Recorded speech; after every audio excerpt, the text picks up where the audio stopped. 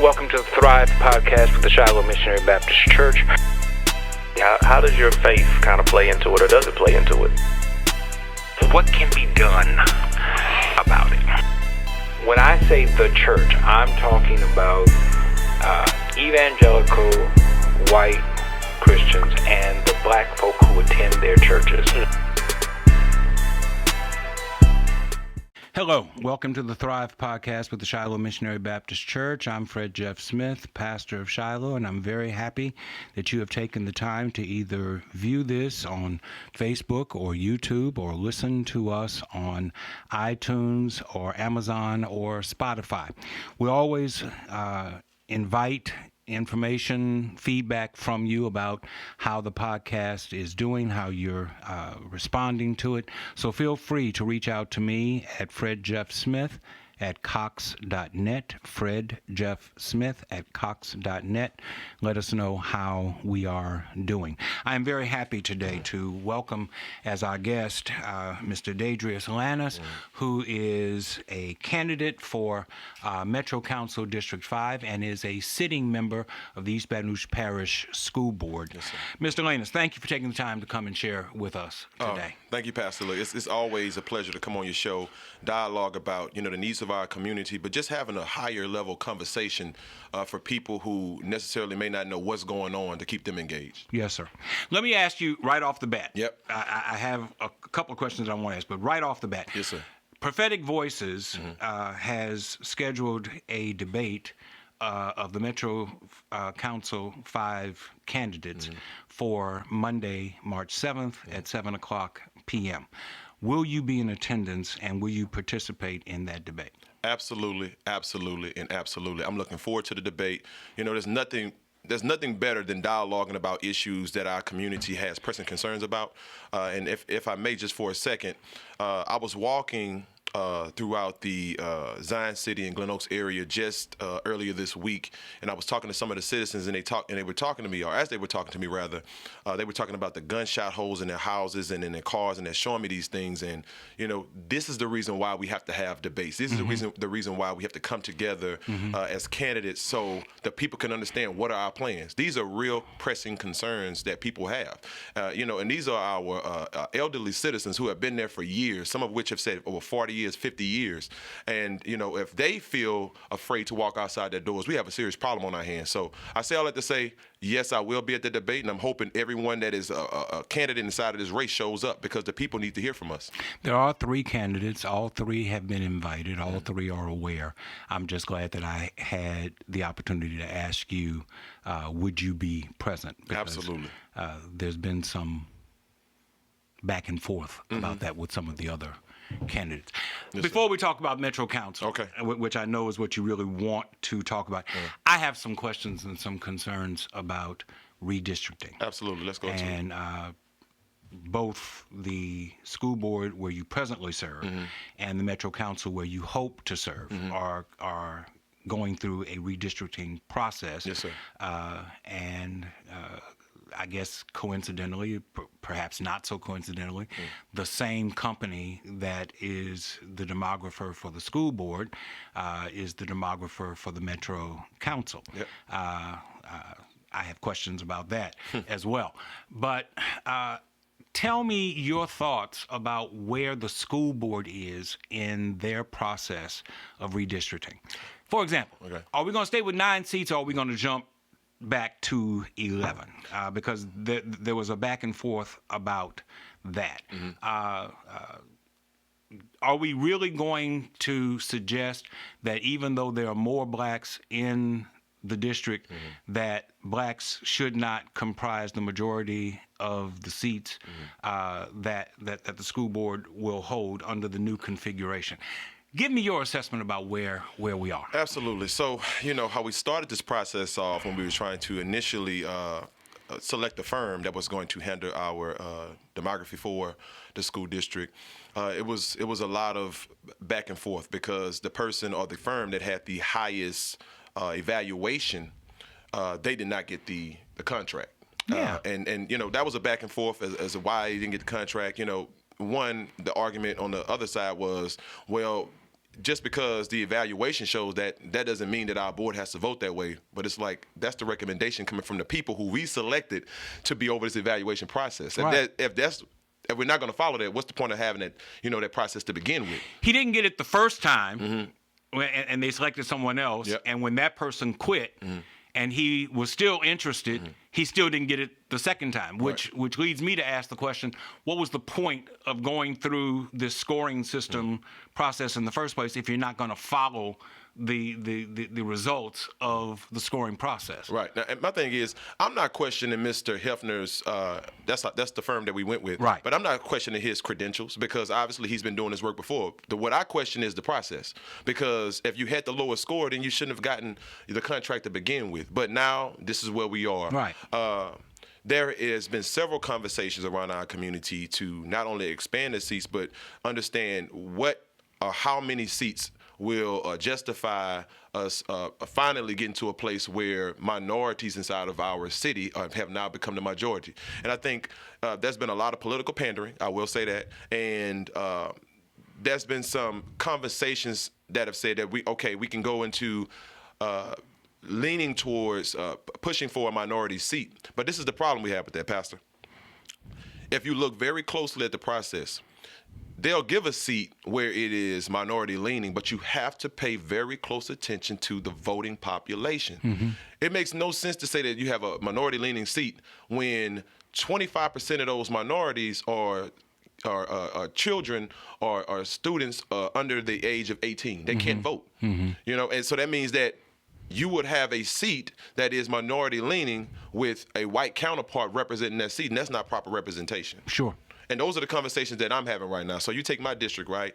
I have the largest population of black voters. What I have said since the beginning of this process is I don't mind giving my voters up because that's how we got in this position in the first place, is this political packing inside of these districts that look like mine. And under the guise that, okay, as long as I have a significant amount of black votes, I'll always get voted back in. To me, that is the wrong approach to take. At the end of the day, as long as the district is leaning a certain way, you're going to be okay. As long as you're doing the work, the voters are going to vote for you anyway. Whether they're black, white, in between, it doesn't matter. But a lot of people don't see it that way, and we have to get back to a place in the process where those types of conversations are being facilitated. I understand that there was a meeting yesterday regarding redistricting. There's going to be a meeting tomorrow regarding redistricting. Are you guys narrowing, school board, when I say you guys, are you narrowing in on a vote about maps and which map you will put forth for acceptance? Well, in your case, in the school board's case, you don't have to put forth a map. You agree upon a map, and then it's a question of whether or not the map will be accepted by the community or whether or not there will be challenges to the map that you put forth. It's a little bit different than what's going on at the state legislature. But are you all close to finalizing a map, in your opinion? I think we will get to a place where we get close to it. I think right now our community is still sending in maps. Like right now, the process is open for anybody to submit a map. Right. And then once you submit that map, it goes before our school board, and we can decide whether or not we want to push forward with that map or whether or not we want to discard it. So right now, the process is still pretty open. But this is what I'll offer you, Pastor Smith. I want to hold a community town hall, not talking about city council, but not talking about anything outside of school board related actions or issues, but specifically talking about redistricting, where I bring the maps in, where we can bring in the NAACP, we can bring in the Legal Defense Fund, we can bring in the Power Coalition, who have all had significant influence and impact on redistricting around this state. And let's really have a true community dialogue around what it is that our community wants to see throughout this process. And from that, those are the maps that I want to put forth and say, listen, this is the plan based off of what the community said they want, and let's move forward on that. Yeah. I like that idea very much. Your Superintendent Narcisse has come under some criticism here of late about a proposal that he had regarding high school students and community college credits. And when he first put forth the plan, that there was some pushback from segments of the community. And I believe it was the Sunday paper or the Monday paper, no, it was the Sunday paper, said that he has backed away somewhat from that initial plan. Can you, I know you're not the superintendent, but have you all been in discussion about that plan, and can you help us to understand what his thought process is at this point? Absolutely. One, let me say this. I'm a product of the East Baton Rouge Parish School System. I went to elementary school at Forest Heights Elementary, middle school, Glen Oaks Middle School, and I finished at Glen Oaks High School. What I can tell you is this. In certain segments of our community, there are a lot of forgotten about students and a lot of forgotten about schools. We present the guys that students can obtain to be whatever they want to be in life, and they can go to college. But we have not done a steadfast job of ensuring that they have that opportunity or that pathway. What the superintendent has done is he has said, I'm going to give every single child inside of this community an opportunity to have an associate's degree and a high school diploma at the same time. He helped bring in the U.S. Secretary of Education. When the U.S. Secretary of Education came to our city, he said this needs to be the model for the rest of our country, because this is what progress is about inside of our schools.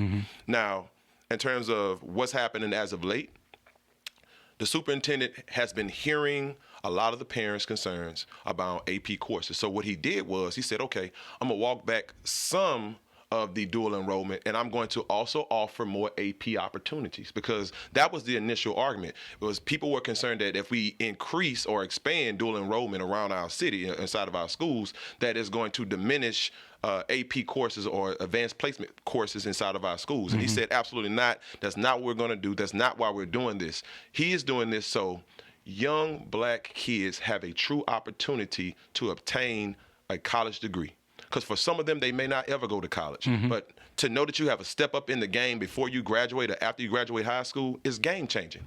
And help the audience to understand what the value, how the value is enhanced if a young person walks out of high school with not just a high school diploma, but also with an associate's degree that is certified from a community college, and that kind of help people to understand exactly what that means to an individual as far as jobs are concerned, as far as advancing their educational opportunities are concerned. Just help us to understand what that means to a student, the opportunity. Absolutely. And it's several different layers. And I think, this is the reason why it's important that we have this kind of conversation so people can understand when we start pulling those layers back, the reason why this is so important. When you look at the average ACT score in our city, it is a 16. That means by the time our kids graduate high school, they can't go to college anyway, because you can't get in college with a 16. And that's the average score. The only two schools inside of our city that are scoring higher than a 16 on average is Baton Rouge High School and Lee High School. Your two designated magnet high schools where you have to essentially test to get in, and you have to maintain a certain score just to compete and remain inside of those schools. Every other school, they're having difficulties with those things. Now, why is this important, ACT? Because 25% of the weight of diploma inside of the state of Louisiana is tied to the ACT test. So that means that if you're trying to go out and get tops, if you don't have that score, you can't get tops.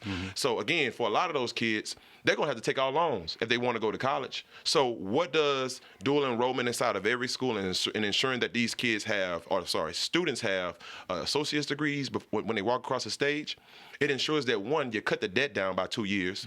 Two, they're 2 years ahead of their incoming cohort when they go to college, so that means they're finishing college before they start. But even if you don't want to go to school, you get to go into a credentialing, industry-based credentialing program. So that means if you want to go do welding, if you want to be an entrepreneur, you can do those things. And what the superintendent is doing is he's expanding what those networks within those industries look like. Like right now, we're looking at transportation logistics. When you look at our city and you see what the governor of Louisiana is trying to do right now in terms of building a high-speed railway from Baton Rouge to New Orleans, think about how many jobs our students coming straight out of high school can have. Yeah. We're talking about jobs paying $65,000 and $70,000 a year. Yeah. The opportunities that many of our parents didn't have. I know my parent didn't have that. My mother worked as a cafeteria worker for EBR schools when I was in school. So, those things like that are in the back of my mind, and I understand when I talk to students and when I go across the community and you talk to these teachers and you just talk to the industry-based partners, this is what we need to move the needle for our city and for our students.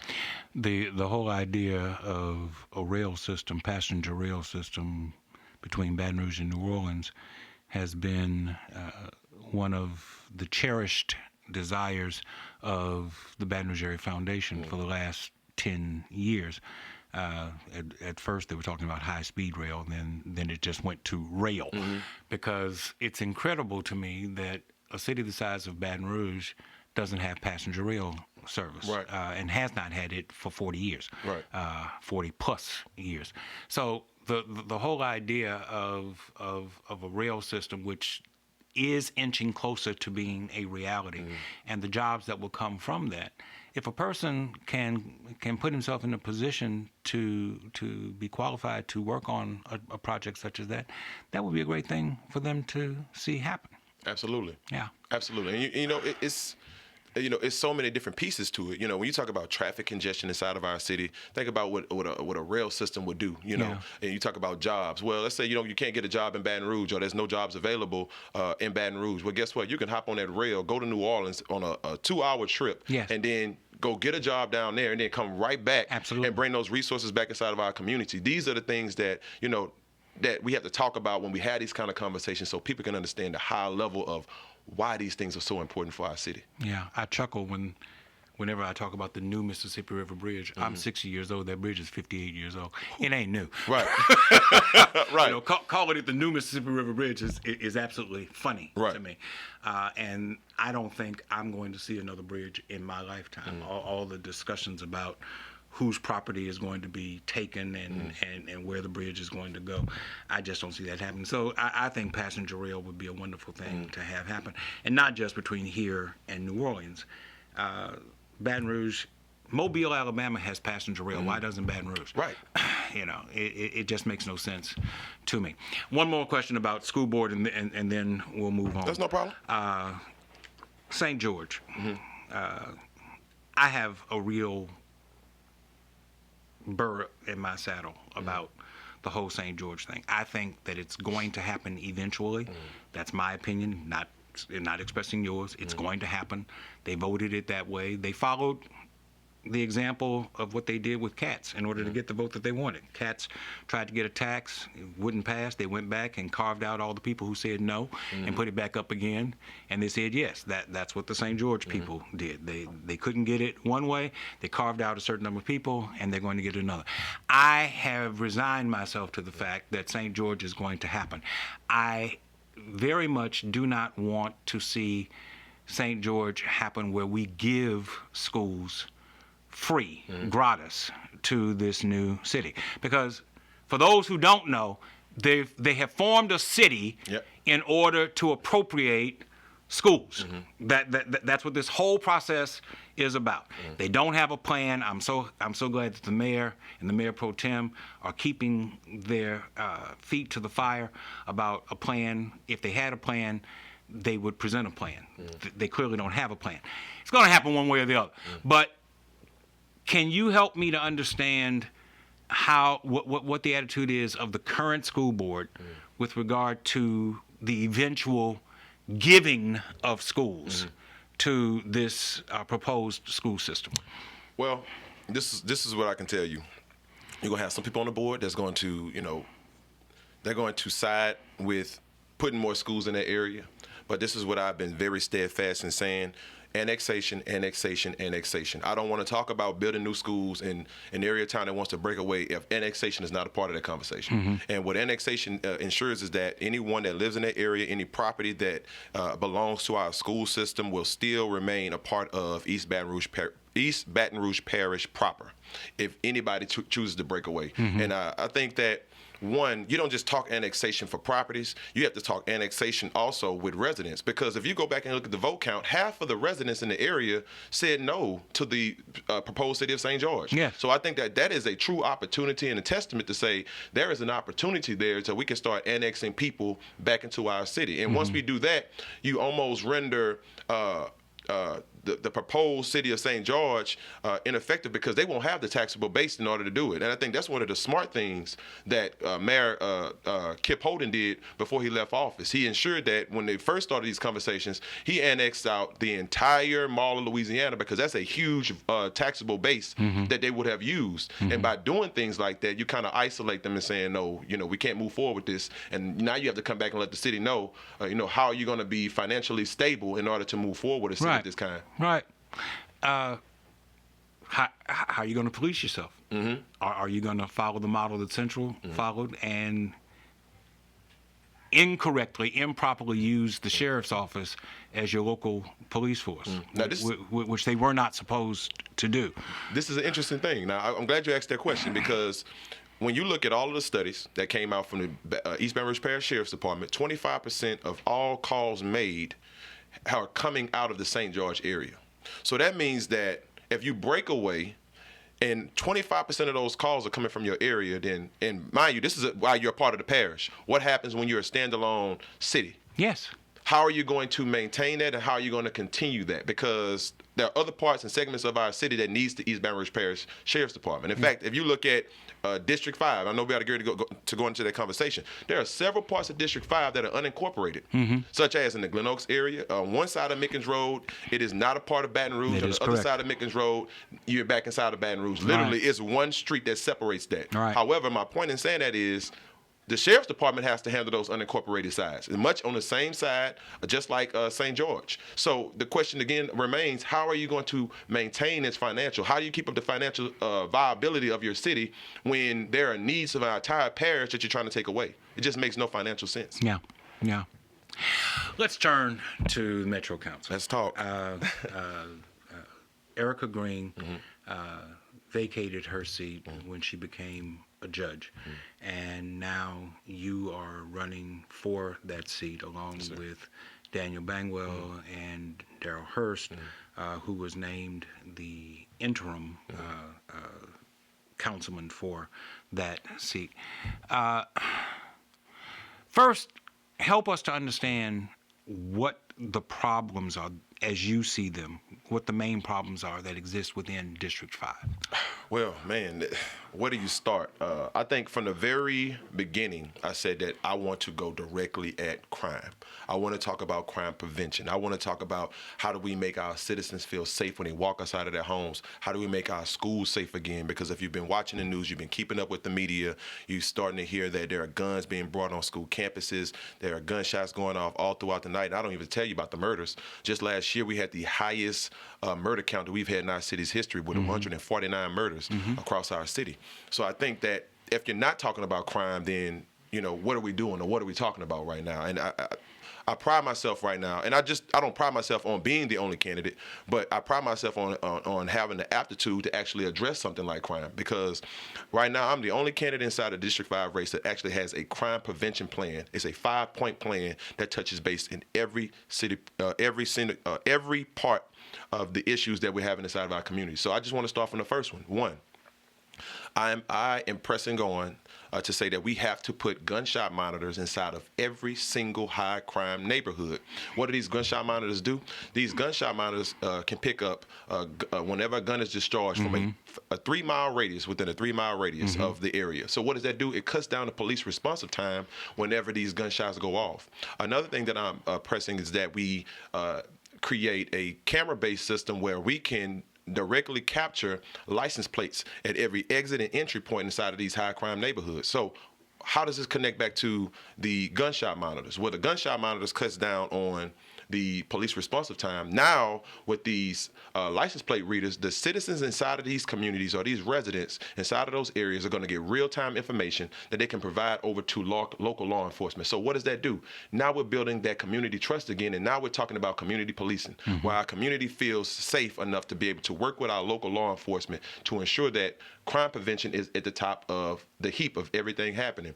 Whenever a crime happens inside of our neighborhoods, I am pressing that we have anti-violence neighborhood response teams on the ground. I've already identified two, one of which is the Resistance, the other one is Against All Odds. Both of these organizations are already working across our community to ensure that we're talking about anti-violence inside of neighborhoods like Glen Oaks and Zion City. We have to expand this all across District 5.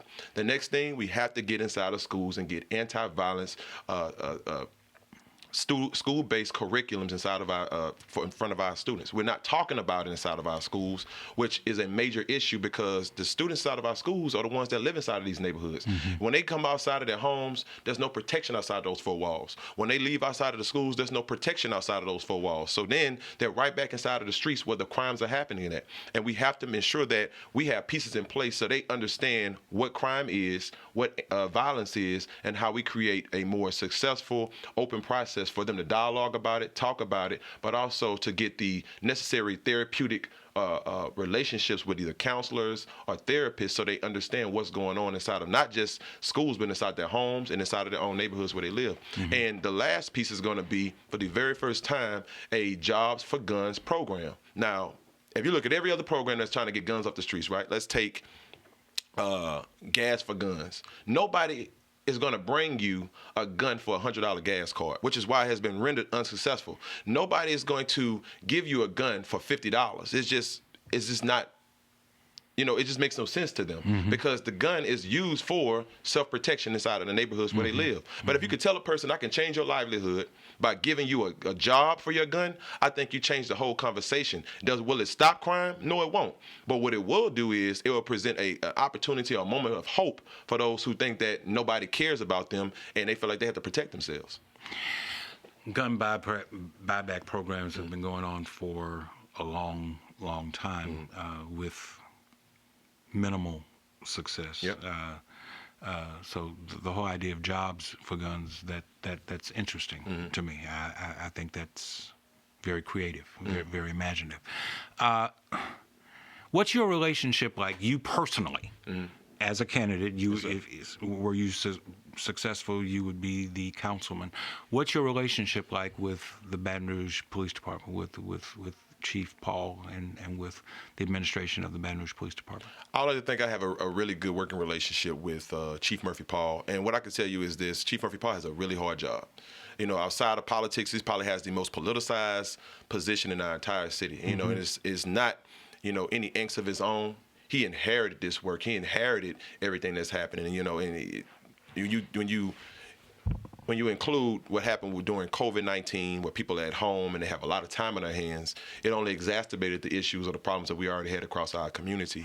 And I think that we have to have more open dialogues with our police chief. In fact, I'm looking to have a town hall meeting where we discuss anti-violence across our community, not just with Chief Murphy Paul, but also with the Sheriff's Department, with the Baton Rouge Street Team, and other members of our community and stakeholders that want to be a part of this process and trying to ensure that we start to drive crime down by putting more preventative measures in place to ensure that, we're not just talking about stopping it as a reactive thing, but we're talking about stopping it as a proactive thing.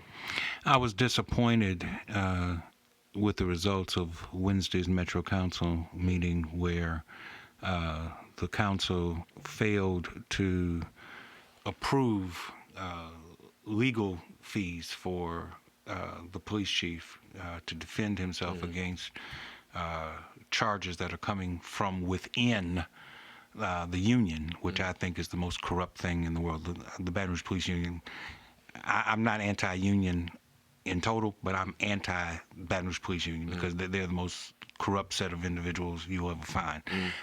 But their constant harassment of the chief of police and using this civil service board to drive up these legal fees, and I think their real intent is to frustrate the chief to the point that he just is to hell with y'all and go someplace else. But the Metro Council, in my opinion, failed to show support for the chief of police on Wednesday. I don't know how everyone voted, so I'm not going to ask you about individual votes, but had you been in the seat, in the room at the time, do you think that it would have been a different outcome? I can't guarantee it would have been a different outcome, but I can guarantee you would have had an advocate in that room that was speaking real truth to power. That's, if I can say anything else that I offer as a value added to any seat that I serve in, one thing I'm going to always do is I'm going to always speak the truth. Now, you may not like the truth, but it's going to be rooted in fact, and it's going to be rooted in data. Because that's two things that you cannot refute. You can refute what I'm saying if I'm being emotional, if I'm giving an opinion. But when I present facts with the data to prove what I'm saying, it's just a hard conversation to have. And again, I think what I find funny is whenever there's an opportunity for a photo op, everybody wants to join in with the chief. Everybody wants to be there to say, yes, I'm right here, and we're steadfast and arguing how we stop crime. But whenever he's in the hot seat, who is around to help speak truth to power for the chief? And that's what we need. We need true advocates sitting in these types of seats that can speak that type of truth and know at the end of the day that we are supporting our police chief. I don't support the notion that we don't need cops. We do. We need better cops. That's the issue that we have. I don't support the motion that we need to cut back on the cops that we're hiring, because that's just not true. We need more officers. But in fact, when you hire more officers, that means that we can put more safeguards and parameters in place and requirements in saying this is what we need. And what I do believe is, and I support our community in saying, if we're going to hire more cops, they should be incentivized to say, if you're willing to move into the neighborhoods that you're protecting, then of course you should get more money. Because one, you're uprooting your livelihood, you're taking your family there, but you're also trying to help reshape and change our community at the same time. In addition to a crime problem that exists within your district, there seems to be a lack of job opportunities. And is that a fair statement? That's me from the outside looking in. Is it a fair? Is it a fair statement? And if it's a fair statement, what do you think the support is behind the Build Baton Rouge effort to revitalize Plank Road, the mayor's effort to revitalize Plank Road, and why do you think that it has not caught on the way that we all hoped that it would? I think Mayor Sharon Weston Broom's efforts to revitalize the Plank Road corridor, and not just Plank Road corridor, but a significant part of North Baton Rouge, is a very, very vital piece of legislation and policy, and I think it is rooted in a finite intelligence. So I would say the mayor is very wise in focusing on this area, because we can't call ourselves the next great city or a true great city if parts or segments of our city are still hurting and they're still starving. And they've been starving for a really long time. Now, right now, we're in South Baton Rouge. South Baton Rouge has looked like this since before I was alive. Zion City has looked like that since before I was alive. Glen Oaks, or parts of Glen Oaks, have looked like that since before I was alive. And I can just keep going on and on. Gardner Lane, and you could talk about Brookstown. All of these areas which significantly at one time were all white areas. After white flight happened, all the investment, all of the financial dollars that go in to prop those neighborhoods up just kind of dwindled and went away. And I think she has a right mindset in doing what she has to do in order to move it. I think that right now it is a matter of prioritizing what are the true needs and not the wants. I think a part of that process has been there are people or interests that want to use the dollars how they want to. And I think that has been the biggest holdup. And I think that in that instance, we have not come to our community and said, what do you want into your area? What are the kind of businesses you want to see come into your area? Which is, when I had these kind of conversations, we talk about like grocery stores, right? One, the only reputable, and it's hard for me to even use the word reputable for this particular business, not to try to knock them, but it's just, it's just not the best fit for what we have inside our community. But the only reputable grocery store we have is Shopper Value. Now, if you know anything about Shopper's Value, it is a rebranded Piggly Wiggly. Yes. There's nothing that has changed besides the paint outside and the name on the building. Yes. If you walk inside those stores, they look the same. The produce is still old. Some of the meat is, expired. And I'm just being honest about it. Yes. But nobody is talking about this kind of stuff. And when we have these kind of conversations, people are saying, well, why can't we get an Albertsons or a Walmart or a Rouse's? My question is, why are we pandering to grocery stores that don't want to come to our area anyway and are going to take resources out?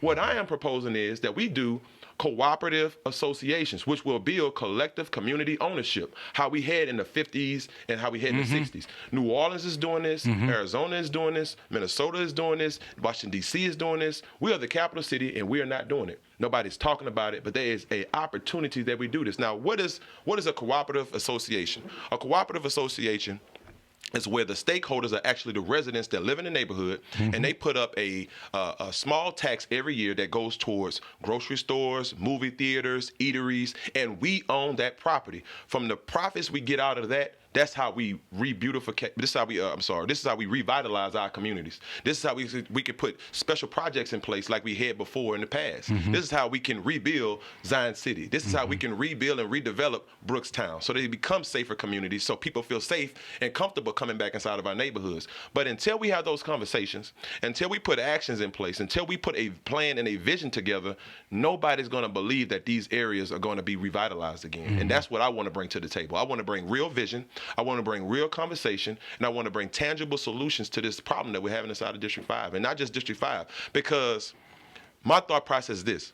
If we can create an effective and successful cooperative association where the people own the properties and the eateries and the businesses inside of our area, if we could do that in District 5, we could do it in District 2, we could do it in District 7, we could do it in District 6, we can do it in every District 10, every district where we are right, now. District 10. Yes. We can do it in every community that looks like this around our city. Yes. And now we prop ourselves back up in a way that we never have before. Help me to understand the boundaries. You're running for Metro Council District 5. Does does District 101 on the state level coincide with District 5? Parts of it does. Okay. So one of your colleagues on the school board is a candidate for that seat as well, at the same time that you're a candidate for Metro Council. I'm not asking so much about that candidate. I'm asking, do you have a good relationship, or do you see the benefit of a good relationship between the Metro Council and the state representative in revitalizing that area? Absolutely. Of Baton Rouge? And I don't just stop there. I think it has to be a full set communication team amongst the school board member, the city council member, the state representative, and the state senator. So we are all working hand in hand to ensure that we are lifting and propping our areas up. While it doesn't encompass all of District 5, it does encompass several of our significant neighborhoods, such as Park Forest and Monticello, two very significant neighborhoods inside of the area, inside of the district. But again, I'll say, it's just having real open dialogue and also supporting people that actually know how to move the work. It's not enough just to have people that can get in front of a camera and talk well. You have to be able to understand policy, implement policy, but also be able to create policy. If you don't have those three things coupled together, you're going to run into a lot of different issues, and you're going to see the same problems we're having right now. It's going to be a lot of talking, and then no action happens. You're a graduate of Southern University. You have a master's degree from Southern. You have a Juris Doctorate from Southern. What is your opinion of HBCUs and the role that they can play in the African American community in which it resides? One of the criticisms of Southern, my mother worked at Southern for 29 years, so I have nothing but love for Southern University. I want to be clear on that. But one of the criticisms of HBCUs is that there is not enough investment by the HBCU in the community in which it resides. Can you share your thoughts on that? 110% agree. I think right now we're in an interesting time because Southern is, not just Southern, but HBCUs all around our country are now getting the proper visibility that they should have received long ago. imagine Southern University getting having the visibility it has now, back when it was in its heyday, when it had over 15,000, almost 20,000 students on the campus at one time. Yeah. We would be in a much different place today than we are now. But I will say that it's going to come down to leadership. We just selected our new chancellor and president, which, I'm going to support him 110% in ensuring that he can move the work and also help us raise some philanthropic dollars so that we can pour back into our community. What I can say is the Southern University Foundation is doing a really good job under the guidance of Mr. T.H.R.I.V.E. and making sure that we give back to the community. In fact, I had a conversation with the chief development officer with the foundation, and they want to work all across this community now. They want to work with organizations much like mine, because I'm also the executive director of the 100 Black Men of Metro Baton Rouge. Yes, sir. And they want to work with organizations like the 100 to ensure that they can get that message out to the community, understand what those needs are and how they can fit into that mold. I think the past has taught us a lot, but I think that is going to ensure our future is successful and bright. I asked you about redistricting with the school board. The Metro Council is going through a redistricting process as well. The paper recently reported that the Black Metro Council members gave some pushback to Mr. Hefner about some of the ways in which he wants to delineate the people who exist within the East Baton Rouge Parish area. I was happy to read that there was some pushback. And I find it interesting that his delineation of people is very different for the Metro Council than what it is for the school board. This process of redistricting, in my opinion, and I've said this, I'm 60, so by the time this comes back around, I'll be 7 years old, and I'm going to tell y'all do whatever y'all want. Don't bother me about it anymore. But I think that it is so vital to what happens over the next 10 years. And I guess my question to you is, if the maps don't come forth from the school board, the Metro Council, the way in which many of us think would be fair and equitable, would you be supportive of lawsuits being filed? Absolutely. In order to bring about a certain degree of equity. Absolutely. And I may find myself in a situation where my name is on the lawsuit saying that I don't support this and we have to go back and we have to redraw it. This is what I can tell you. During the appointment process, before we selected the current interim council member right now, as I talked to people, these conversations came up. What are your thoughts around redistricting? And I gave my honest opinion around redistricting. I think that we have to listen to the data. The data does not lie. We've been following this data for years, and it got us in this position that we're in now. But now the data is telling us that there's a significant change in our city. But now he wants to rebrand the data, and it's positively laughable that the data can mean one thing to the school board, but it means something else entirely to the Metro Council. And I'm frustrated that the Advocate and Baton Rouge Business Report have not highlighted the contrast that the same guy is offering different opinions depending upon who it is that he's talking to. Yeah. I'm sorry, I just had to get that out. No, it's okay. Listen, because this is the interesting thing to me, right? How can we have a conversation with the EBR School Board about seats and it's less than the council? The council has more seats than the EBR School Board. Yes. So that conversation has to start there. Okay, so the council can have less seats, but the council can have more seats, but the school board remains in less seats. Like it's so many, conflicting issues that we're having in terms of these conversations, which is why it is so important that we dialogue and we talk about this as much as possible amongst our community so everybody understands what it is we're truly fighting against. This is an invisible fight. It's not one that you're going to see, just in plain, clear, day, blatant. This is an invisible fight, and you have to be able to read very, very closely between the lines and understanding what's happening. You mentioned your role as head of 100 Black Men. 100 Black Men has been around now for, 30 years? Tell us something about the work that's going on now with 100 Black Men.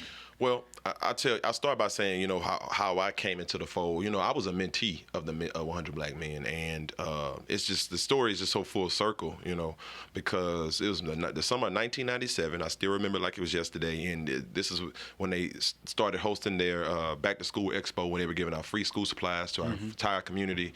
And, you know, I come from a single-parent household. My mom was single with 4 kids, so, you know, we struggled a lot. I saw poverty from a very early age, and I think that's one of the most humbling things that I can say that has shown me a lot about life and the appreciation of, you know, the things that you have. But come from a single-parent household, as many times, you know, my mom had to decide whether or not she could put food on the table or pay the utility bills, and that's a real thing, you know. And she always had a hard time, you know, just trying to come up to find the money to get the school supplies for all of us when we were younger. Because, you know, on the first day of school, everybody has school supplies. Everybody, you know, they're feeling good about things, you know, but, you know, we're struggling to just get basic things. So this one year, we were able to go to the then Riverside Centraplex, which is now the Raising Cane's Center. And we stood in the line for about 2 hours. And when we finally got inside, there was this young man that you know, he's asking Mom some questions, and he came back out. He gave us enough school supplies to last us for 2 years. And that guy was our now president and chair, Mr. Michael R.D. Adams. So, you know, I always tell him this story, and I always tell him, you know, thank you for giving my mom a reason to smile. Yeah. But it's just a full circle story, because now I get to run the organization that I was a part of as a kid, as a mentee, and seeing the men that help to guide me as a kid, you know. So we're just doing such amazing work. And one of the things that I've been pressing up on our organization is that we expand our services. You know, I think now we're in a time where we have the proper representation. We have great footing around our community. People understand what the 100 is. They know what we stand for. We've been, again, in 3 decades now, almost as long as I've been alive. They have been in existence doing the work on the ground. And one of the programs that we're pushing right now is called Respect for Life. We're already inside of EBR schools, and what it is it is a curriculum-based program that teaches us about anti-violence. And when you talk about anti-violence, it's not just talking about the interactions that you have with inside of schools. It talks about what happens when you're at home with your parents, and the conversations that you have and you dialogue with them. It teaches you about what happens when you encounter the police for the first time as a young Black man walking outside of your house. You know, how do you deal with that? It teaches you how do you deal with the legal system if you ever put in place in that situation.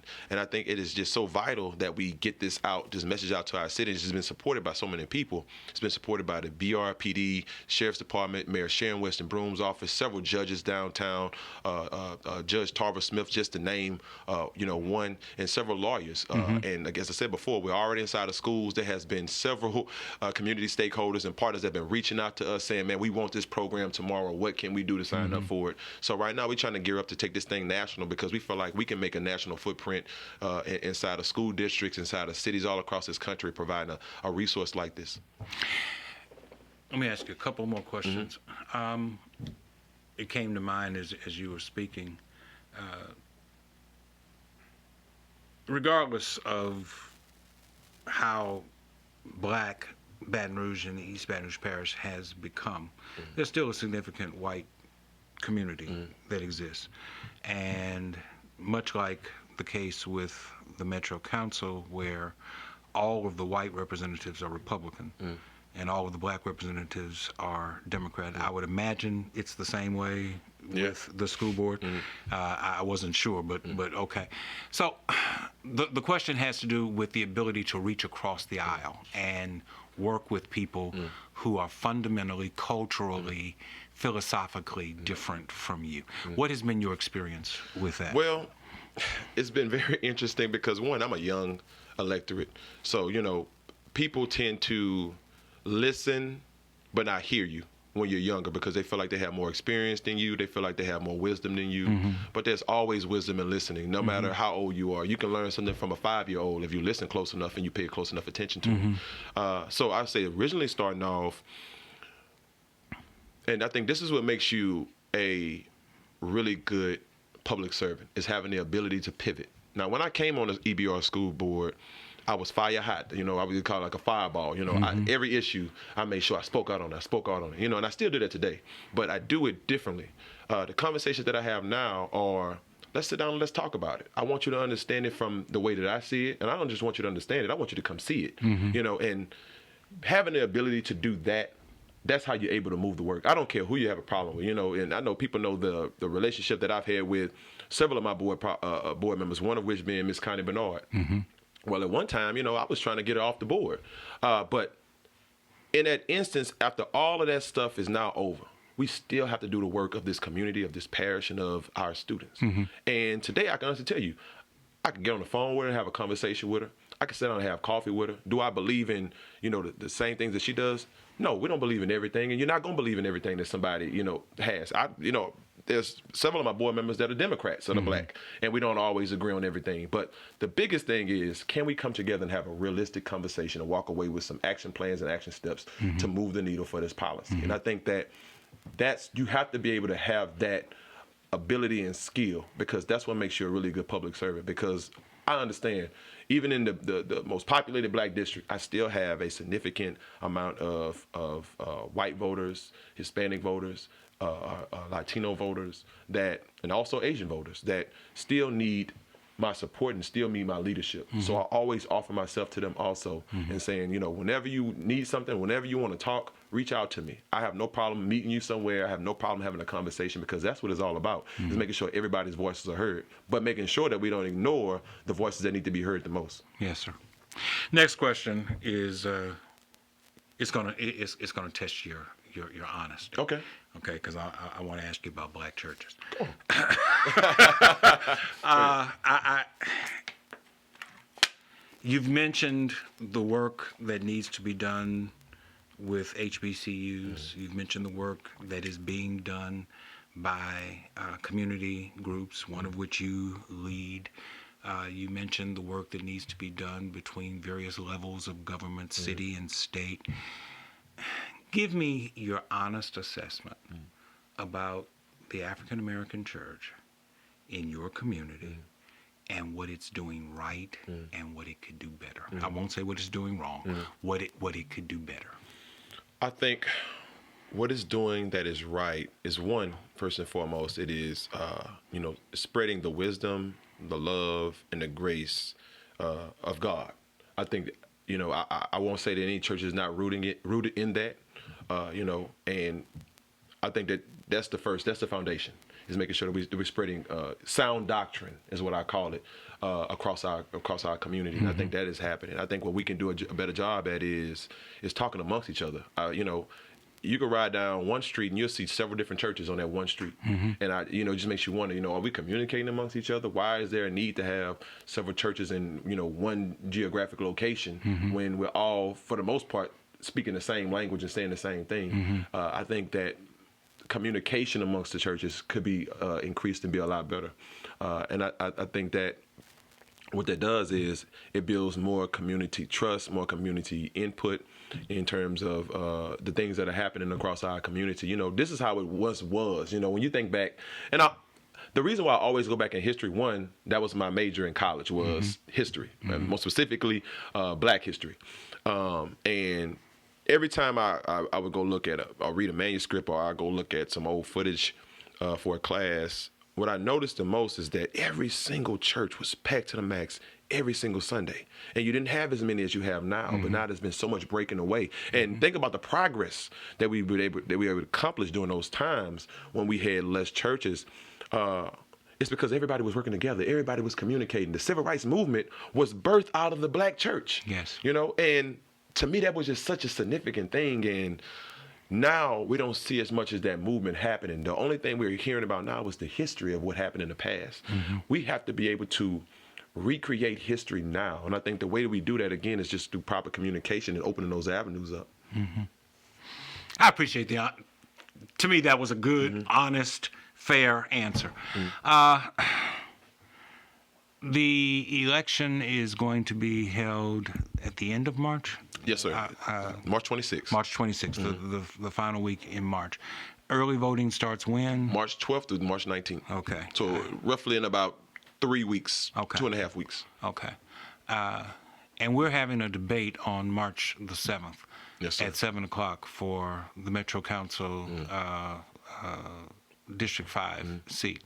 And are you planning on being present for that debate? Listen, I hope you have more than one, but yes, I will be present for that debate. I look forward to talking about the issues and discussing, what the needs are for our community. I just wanted to ask you one more time. Okay. Just for the sake of emphasis. Yes. Let me ask this question. You're a young man. Do you have kids yet? I don't. Okay.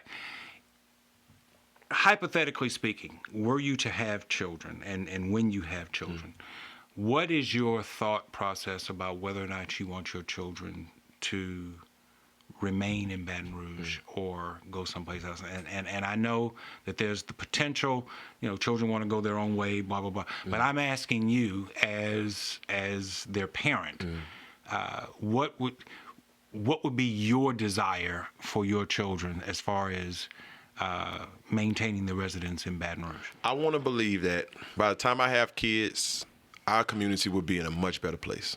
But even if it is not, I am rooted in Baton Rouge. I am here to ensure that we move the needle. I am here, and I pray every single day that God uses me as an instrument to spread a real message across this community that we can change. It just takes the right vision.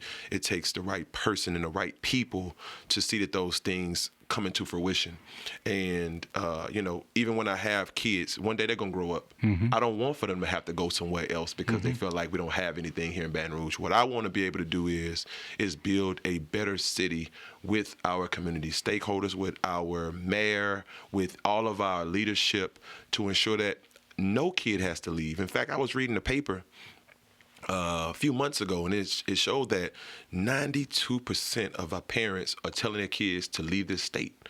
And that's a real issue, a real problem. Causes a true brain drain It is. on our communities and on our state as a whole. And that's why I try to ask that question every time I have a guest on, what are you telling your kids? What in some cases, grandkids.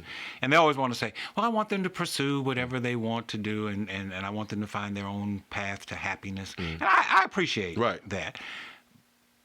But not at the expense of this community, and that's that's the crux of the question that I was asking. I try to have real conversations with people, and every time I talk to people, more specifically with business people, I always tell them we are 25 years behind every capital city in the southern region of this country because we are not having the kind of dialogue that we should. There's no reason, as we talked earlier, that Mobile, Alabama has a rail system, but we don't. Yeah. There's no reason why there are certain, Jackson State, not Jackson State, but Jackson, Mississippi is further along than we are, but we have a higher population than they do. Yes. Like, it just makes absolutely no sense to me to call yourself a capital city when we don't look like a capital city. Yeah. We don't function as a capital city. And I think that we can get there.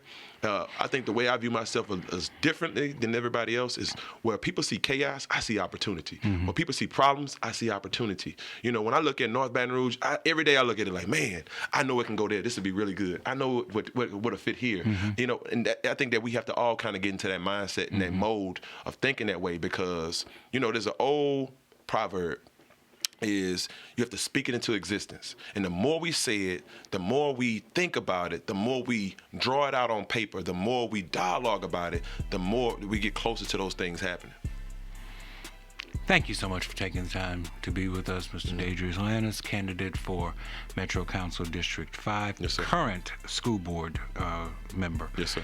Thank you so much for taking the time to be with us. Thank you all for viewing and for listening. We'll be back again next time. Appreciate you. Thank you, Pastor. Thank you.